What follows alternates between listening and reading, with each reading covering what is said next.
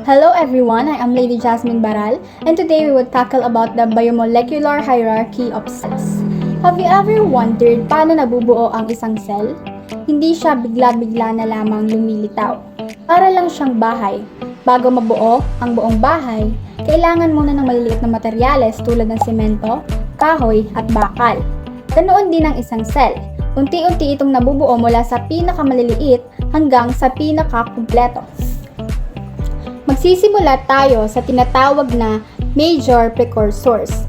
Ito ang mga simpleng molecules na makikita sa paligid at sa ating katawan, tulad ng water o H2O, oxygen or O2, carbon dioxide o CO2, nitrogen at phosphate. Isipin natin sila bilang mga raw materials o pangunahing sangkap na gagamitin para makabuo ng mga malalaking molecules.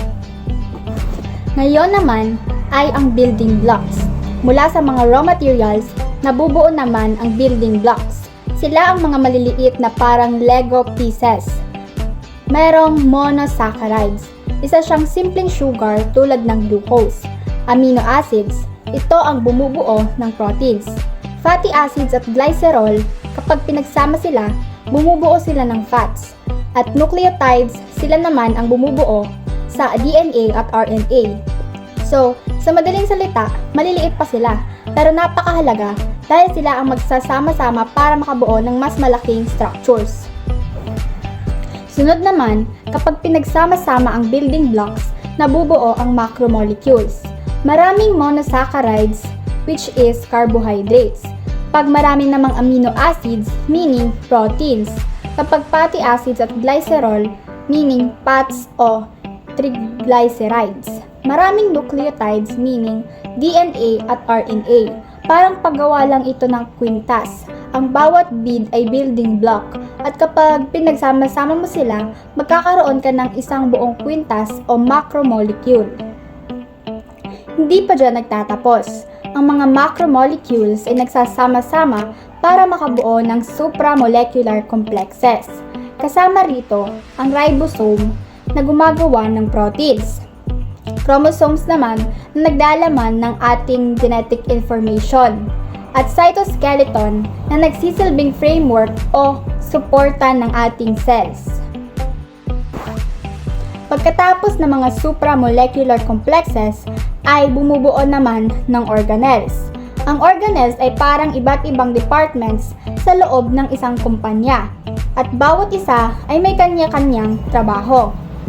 Halimbawa, ang nucleus ay isang control cell. Ang mitochondria naman ay gumagawa ng energy. Ang Golgi apparatus naman ay nagpapackage at nagpapahatid ng mga proteins. Ang lysosome naman ay tagalinis ng cell. Pagkatapos noon, lahat ng ating organelles ay napapalibutan ng cell membrane. Ito ang parang gate o security guard ng isang cell. Pinapapasok nito ang mga kailangan ng cell at hinaharangan ang mga hindi dapat pumasok.